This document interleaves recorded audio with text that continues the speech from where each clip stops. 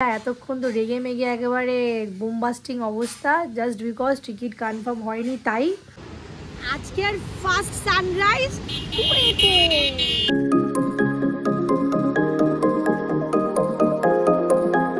Good morning Kolkata আর কলকাতার সমস্ত বন্ধুরা। কলকাতার উদ্দেশ্যে বললাম কারণ আগামী 3 দিন কলকাতাকে আর মর্নিং উইশ করতে পারবো না। কারণটা কিছুটা হলো থাম্বনেল দেখে তোমরা বুঝতেই পেরেছো। এই সকাল সকাল বেরিয়ে পড়েছি ট্রেন ধরতে। না সেটা না যেটা তোমরা ভাবছো, শুধুমাত্র অফিস যাওয়ার জন্য আপাতত বেরিয়েছি। Good morning. আজকে তো তোমরা বুঝতে পেরেছো যে কিসের জন্য ব্লগটা হচ্ছে। তো সকাল সকাল স্টার্ট করলাম এই জন্য, কারণ এখন তো বেরিয়ে পড়েছি, যদিও ঘুরতে যাওয়ার জন্য বেরোইনি, এটা বেরোচ্ছি কাজে যাওয়ার জন্য। ওখান থেকে ফিরে তারপরে রাতে আমাদের ট্রেন আছে।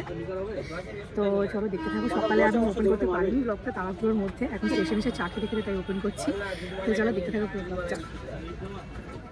এবার সব বাজার টাজার ভালো করে নিয়ে যাও। রান্না বান্না করতে হবে তো নাকি? টিভি নিয়ে বাজারটা সেরে ফেলি। তুমি যাও তাহলে, সাবধানে যাও। হ্যাঁ চলো, টাটা। ওকে চলো, টাটা। আর দেখো দিনের শুরুতে গোপালের আশীর্বাদও পেয়ে গেছি।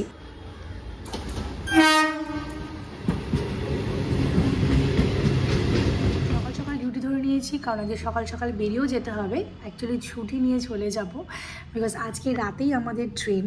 তাই বেশি দেরি করলে তো চলবে না, যত দেরি করবো তত দেরি হবে। সো বেশি কথা না বলে চলো আগে কাজটা শেষ করা যাক। চলো, আর আগের জার্নিটা তোমাদের সাথে সবটাই শেয়ার করব, তো ব্লগে কিন্তু দেখতে দেখো। তো চলো।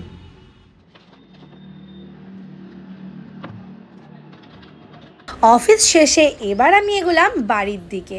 আর মাত্র 4 ঘন্টা বাকি ট্রেনের টাইমের জন্য।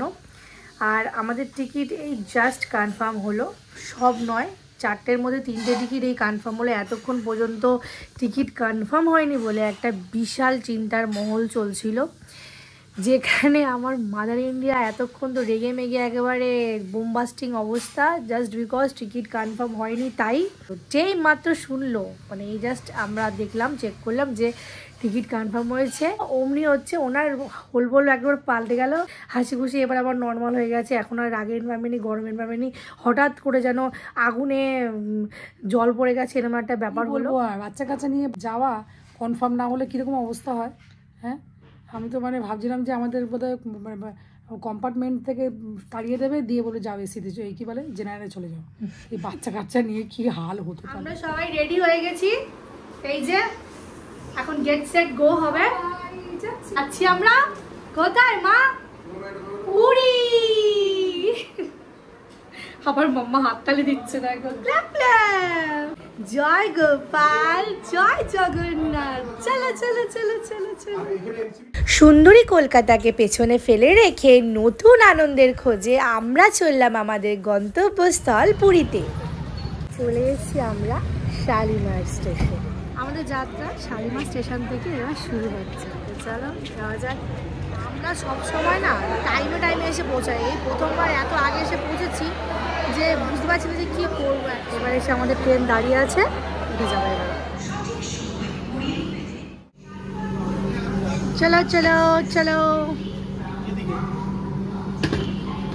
আমাদের পিহুর আগে কিন্তু বেশ বুঝতে পেরেছে যে আমরা কোথাও বেউম যাচ্ছি, তাই ওর মুখে হাসির কিন্তু কোনো কমি নেই। তুমি জানো মা আমরা কোথায় যাচ্ছি? তুমি জানো আমরা বেউম যাচ্ছি।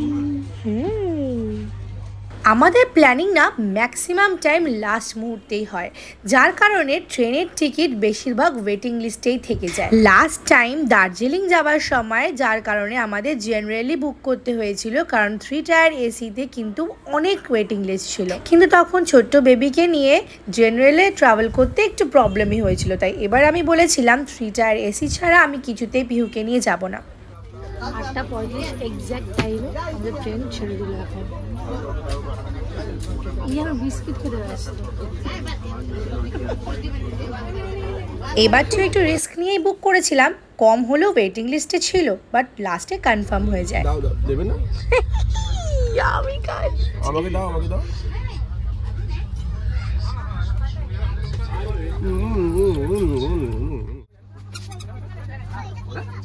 হাঁটতে ব্যস্ত হয়ে গেছে।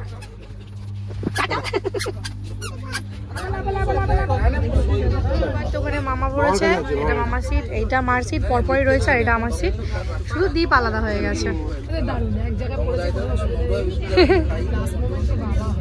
আর কি বেশি আগে বুক করা হয়নি টিকিট, তো হবে 1 মাস না, 1 মাস হয়নি, 1 মাস হলে আমরা এই পুরো জায়গাটা পেতাম, পুরো জায়গা পেতাম, তাই তো ঘুরে ঘুরে খাবে।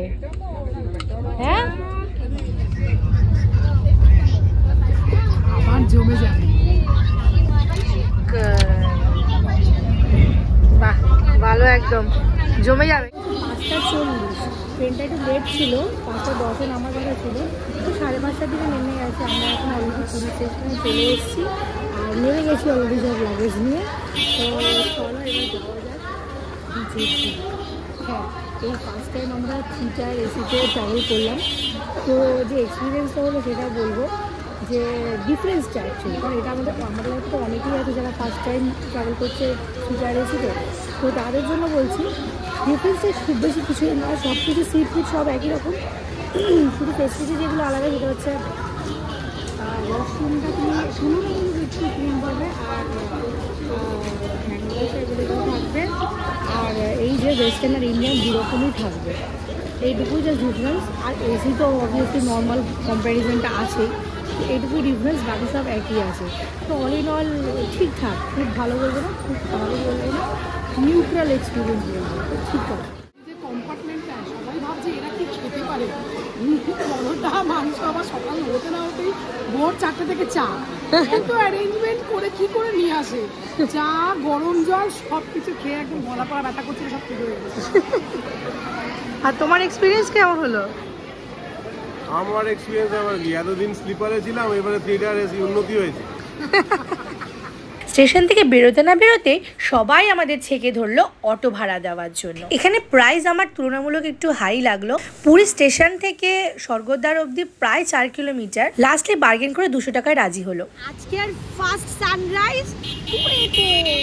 আজকে ব্লগটা এখানেই শেষ করতে হচ্ছে, নালে ভিডিওটা অনেকটাই লেন্দি হয়ে যাবে। পুরীর পুরো ট্যুরটাই তোমাদের সামনে তুলে ধরবো আমার আপকামিং ব্লগসের মাধ্যমে, আর যতটা পারবো ইনফরমেশনও তোমাদের সাথে শেয়ার করার চেষ্টা করব। তাই আপকামিং ব্লগসগুলো দেখতে ভুলো না কিন্তু। আর যদি ভিডিওটা ভালো লেগে থাকে একটা লাইক, শেয়ার আর চ্যানেলটাকে সাবস্ক্রাইব করে দিও। টাটা।